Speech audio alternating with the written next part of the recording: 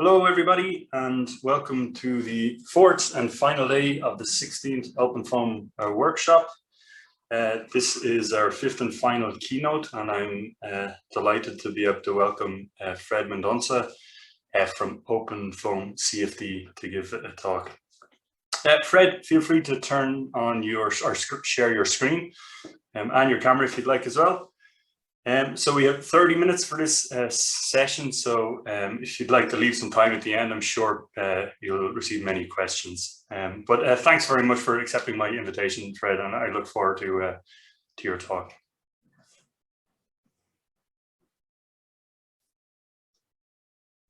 You're muted at the moment, I think.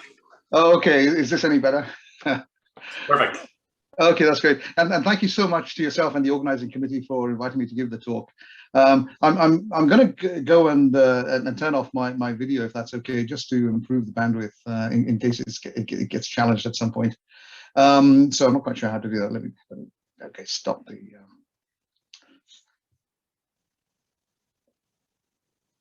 All these precautions. There we go. Okay, can you see my screen? Yep. That's wonderful. Okay, so thanks again.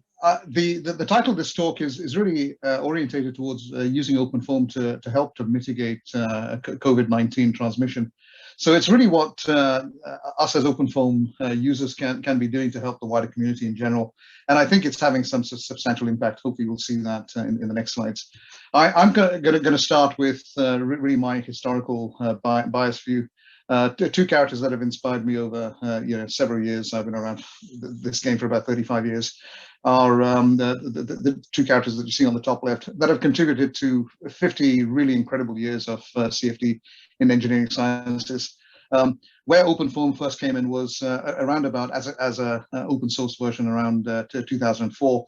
Many people know its prior existence and manifestation in the 1990s in Imperial College. So what we're looking at here is towards the next 50 years. I mean, we're going to go well beyond 50 years with CFD, and OpenFOAM seems to be playing a really strong role in that. So let's talk about OpenFOAM Governance. Those of you who don't know OpenFOAM Governance, I'll be introducing you to that first time. Those of you who do know it, it's been going for about 3 years now. We'll be celebrating this year 3 years of OpenFOAM Governance. It comprises the following. Steering committee that is made up from OEMs, supporting organizations that allow OpenFOAM to be used very aggressively in real engineering.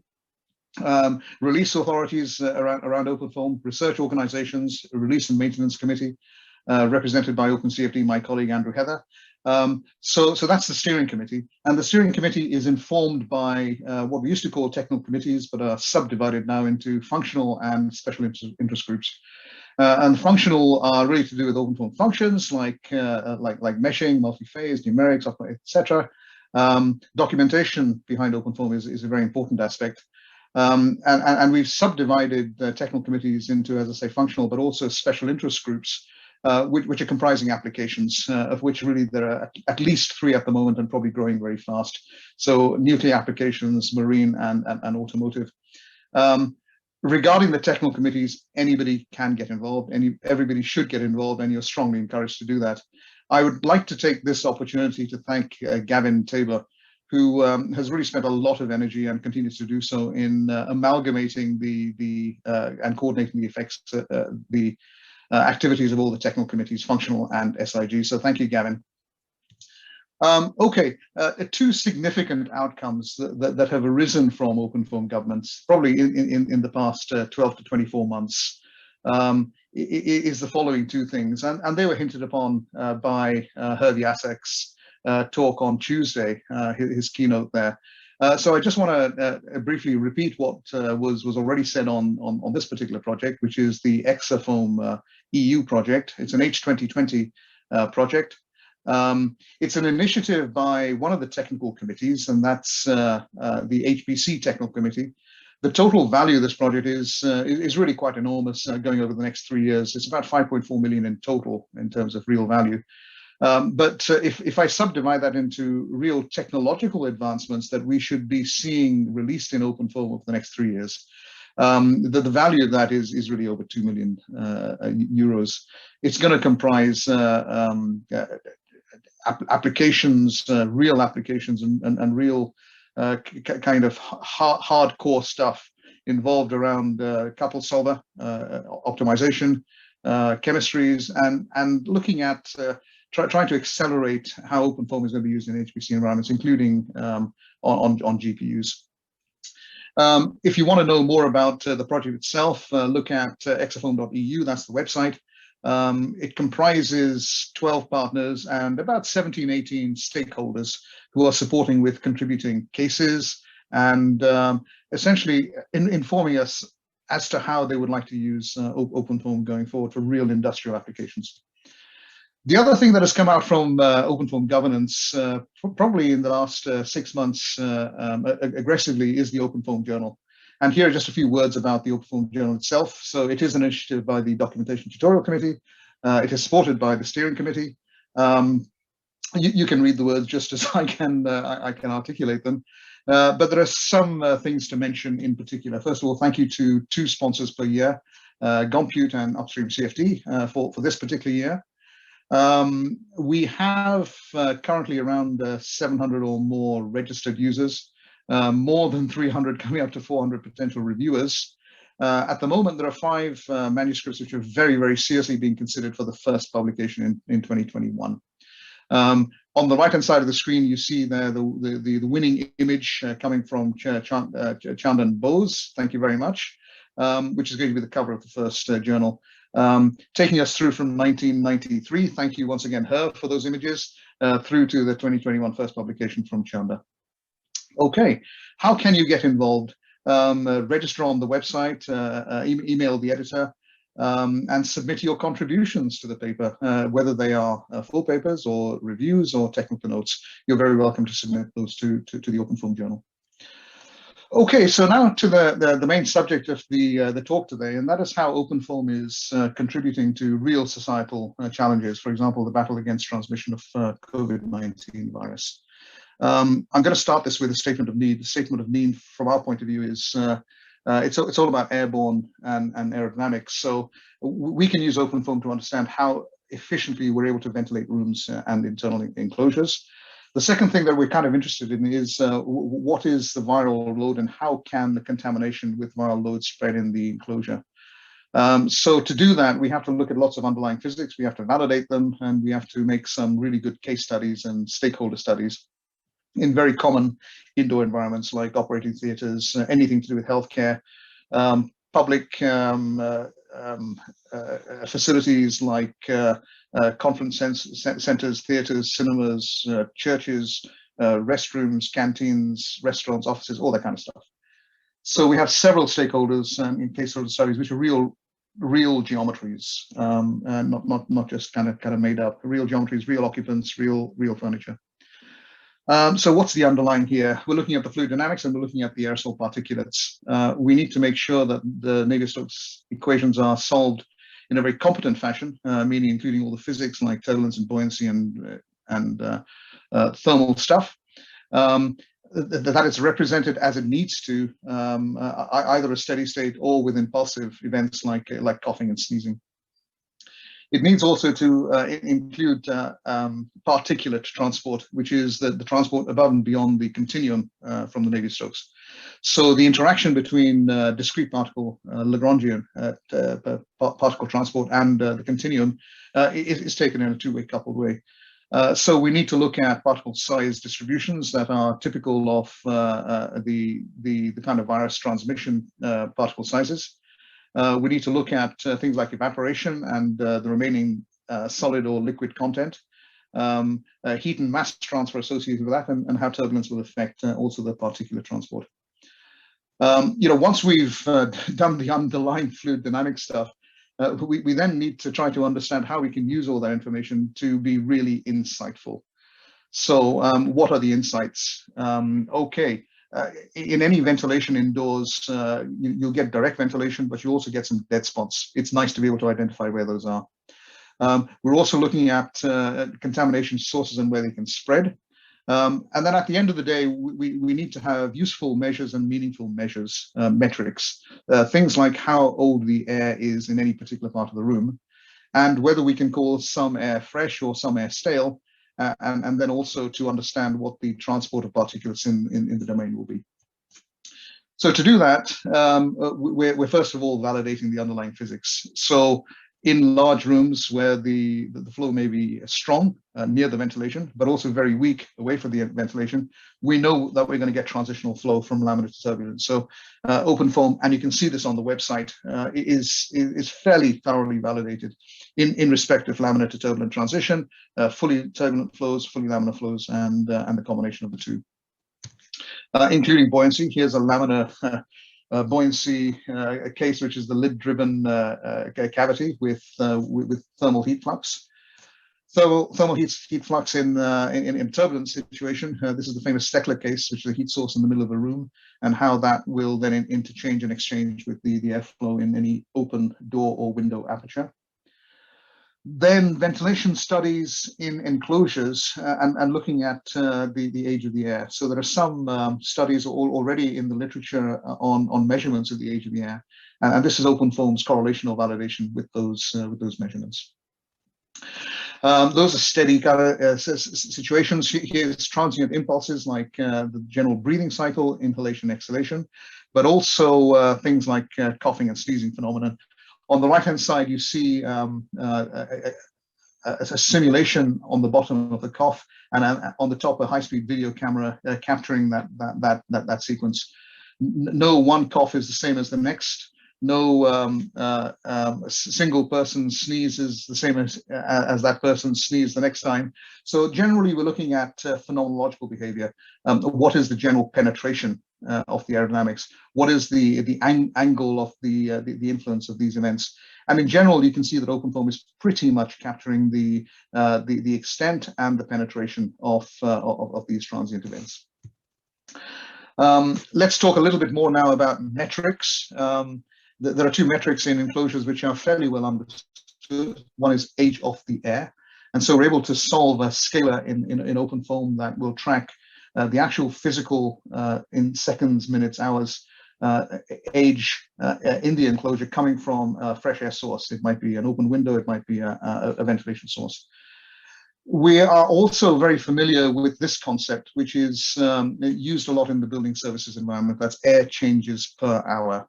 That is essentially within 1 hour, how many changes of air in terms of volume and volume flow rate will exchange for that volume. So this concept and the two of them combined together gives us something that we can call the fresh air index. When you multiply the age of the air by the air changes per hour, you'll get a fresh air index, which you can then color blue to red. The value 1 is the neutral rating, which means that the age of the air exactly matches the expectation according to the air changes per hour index. Anything bluer means that it's fresher than that. Anything redder will mean it's more stale than that. Okay. Underlying flow physics in terms of the behavior of the particulates. We've been working in CFD for several years on injection of diesel and gasoline sprays. The really fortunate, also ironic thing is that the particle size distribution in diesel and gasoline injection is exactly the same particle size range as is of interest in the COVID pandemic, which is units and tens, and even into the hundreds of microns. We can, with OpenFOAM, not just look at exhalation or the external part, we can also look at inhalation of the particle drops into the nasal system. So yeah, it's very powerful what OpenFOAM and CFD can do in general. Not just with the aerodynamics, but then how particulates will interact with surfaces. The surfaces may become contaminated. If this happens to be the deposition of a contaminant or pathogen on surfaces, if you go and touch the surface, then normally you're in danger of being infected. Applying everything together in scenarios kind of looks like this. And for the next slides, which will be several, I'll just show you some examples of real case scenarios. So here is an air curtain, which is essentially effectively defending this seated occupant against the cough of the visitor to the office. Here's a washroom. In a washroom, there's an extract at this side of the room with an open door on the opposite side. And these contours, which are blue contours, are showing what the age of the air contours are from the fresh air source at the door through to where it's extracted on the other side of the room. These slices through are using the fresh air index. So where you see blues, the air is much fresher coming from the fresh air source. And where it's redder tends to be in recirculating zones. And of course, if your pathogen is of very small size, there's a danger that in the stale air or the old air regions is where your particles will be suspended if they're very small. Here's a community center. That's a church, and the church has got its windows open on one side or on the other side, and blowing either with an easterly or a westerly wind. So of course, as you well know, all public environments and community centers are advised to have their doors and windows opened. This is a winter scenario, and the winter scenario is showing how the cold air will then spill into a slightly warmer climate inside, and then spread into where the people will be occupying the volume.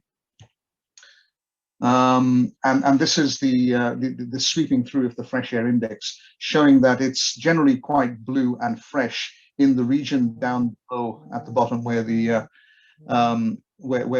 occupants of the building would be.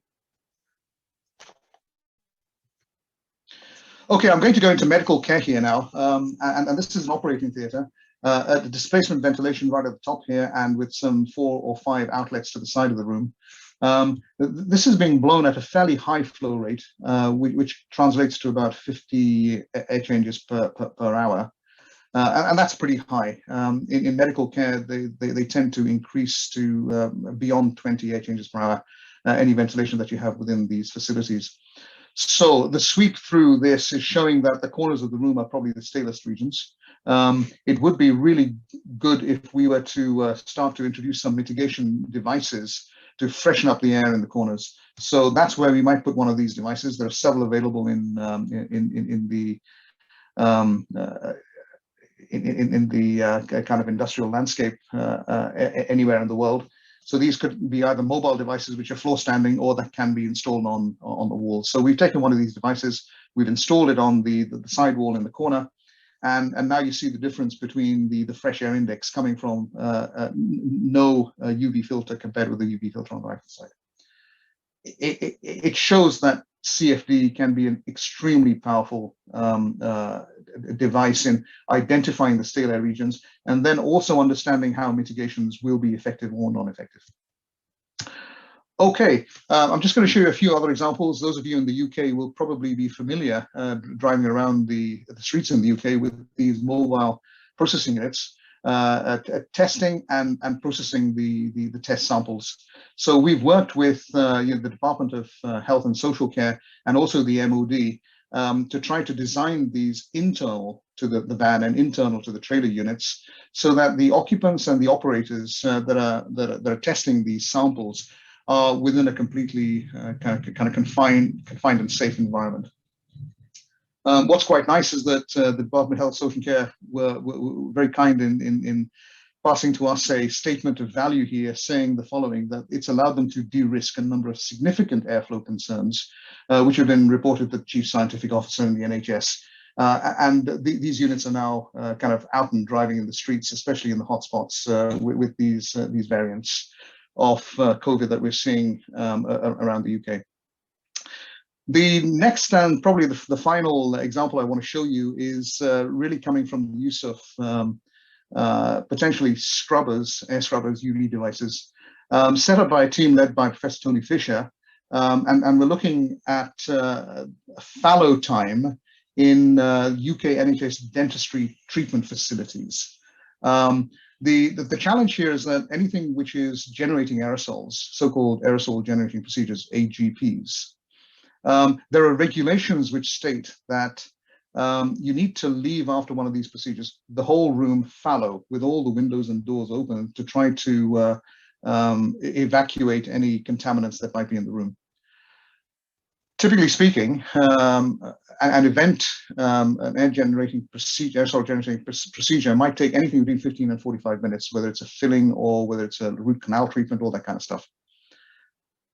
you're supposed to be leaving the room fallow for at least half an hour beyond that, according to the regulations. So you can see that the capacity to treat patients during this pandemic has been at least and probably more than halved, less than half the capacity to treat patients. So really, we're looking at understanding with CFD how we can reduce the fallow time and mitigate the effects of long wait periods. So we've been looking at a treatment room in the Birmingham's Children's Hospital, which comprises the following. There's a patient, there's a dentist, there's a dentist helper, and a fully equipped dentist room, including ventilation on the roof and on the right-hand side, an exhaust, and the possibility to open vents. And also the possibility of using different air diffusers coming from the building management system. So here we see, on the basis of using different devices or no devices at all, that essentially you can start to mitigate the fallow time from around 10 minutes to around 4 to 5 minutes, depending on how and when you use things like air scrubber devices.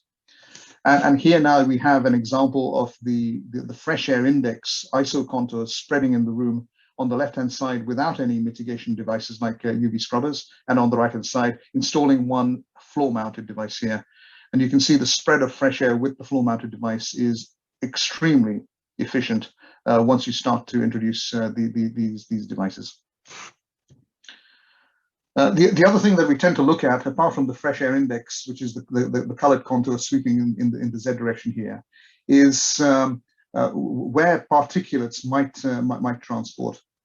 So, for example, if an aerosol generating procedure is coming from the mouth of the patient, given the airflow, where is that going to go? And this is not too efficient because it's blowing straight upwards to the ventilation and then spreading around back in the room very, very efficiently.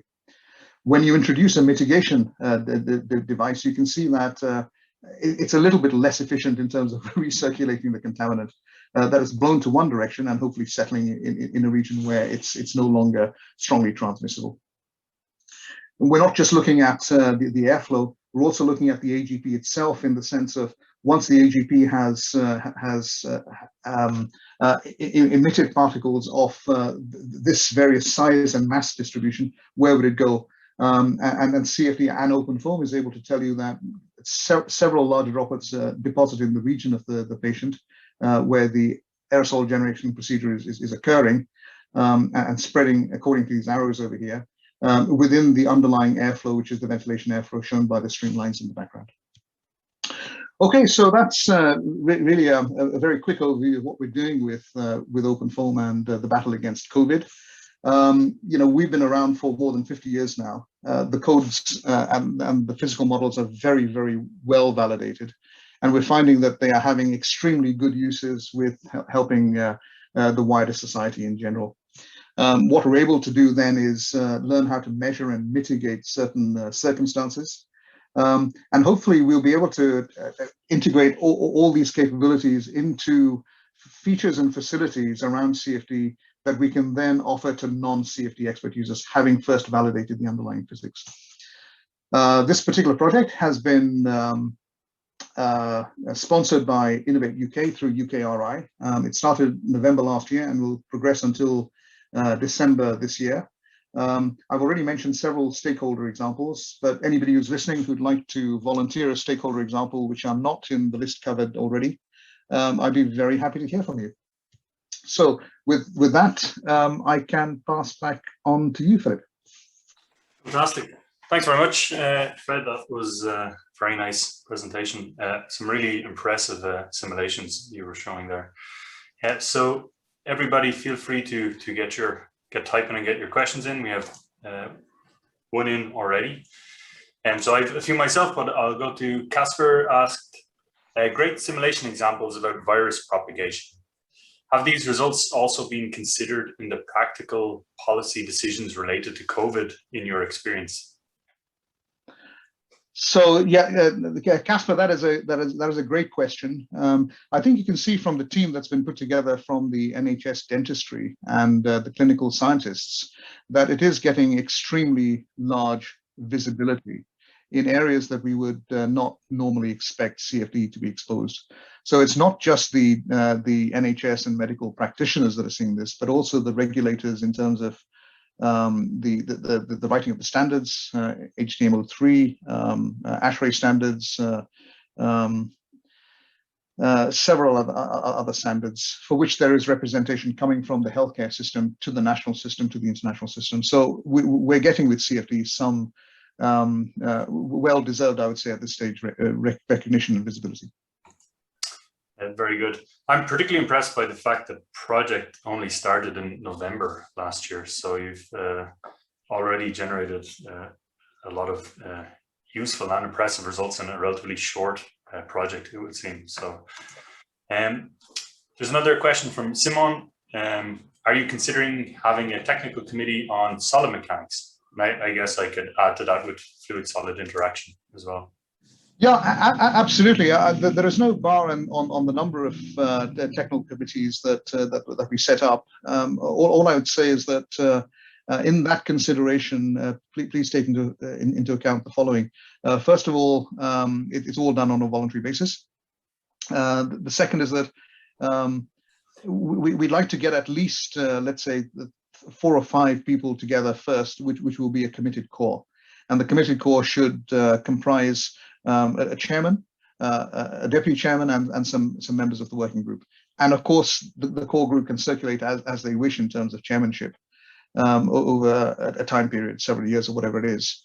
And then on the basis of that formation, to understand where OpenFOAM lies within that physics of application or that realm of application, and where it would like to be going. And on the basis of that, to make recommendations to the governance, from which then we can begin to enhance the code capabilities still further. Very good. Can I follow on question from me then? Do you typically try to balance the makeup of the technical steering committees in terms of, let's say, academia and industry users?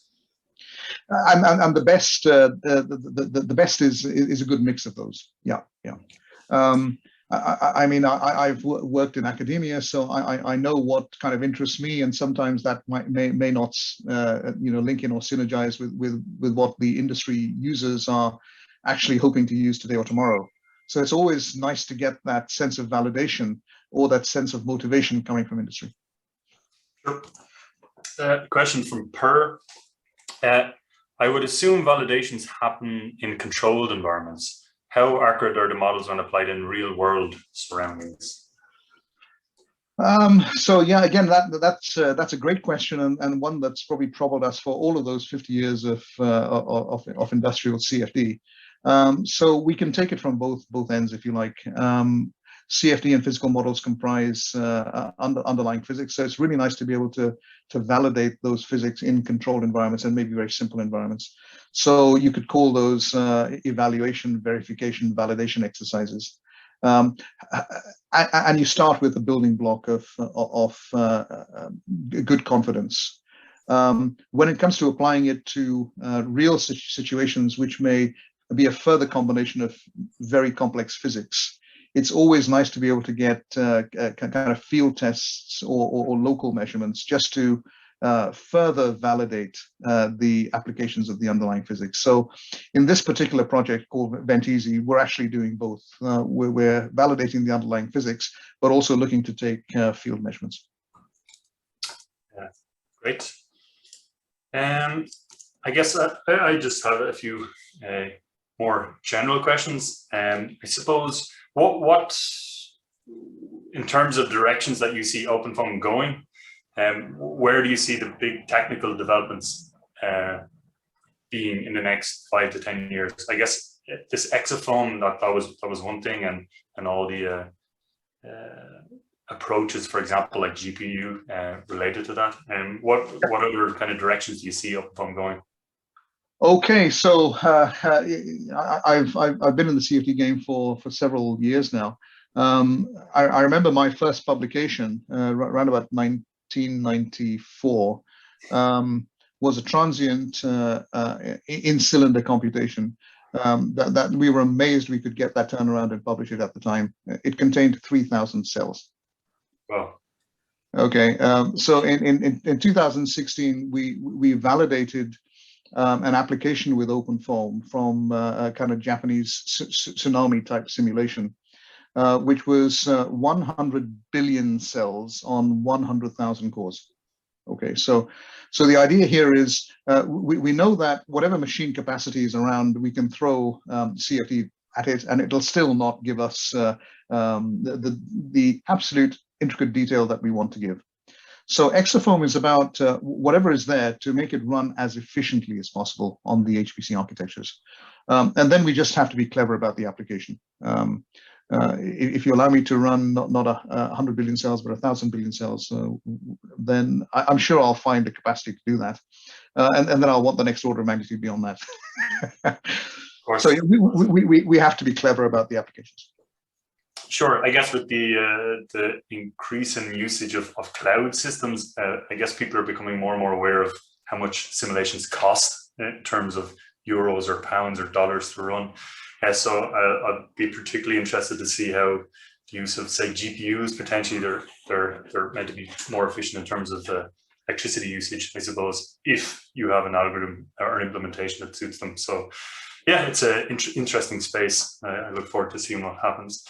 I don't see any more questions, Fred, so thank you very much for this very nice talk. And I'll bring this session to a close now. Yeah. Thanks again, Philip, and thanks everyone for listening. Great. And for everyone else, I think the next technical session starts now in the next 5 minutes, I think, or is it 10 past? I think it starts at or 15 past. I'm not sure, you can check. So all the best. Thank you.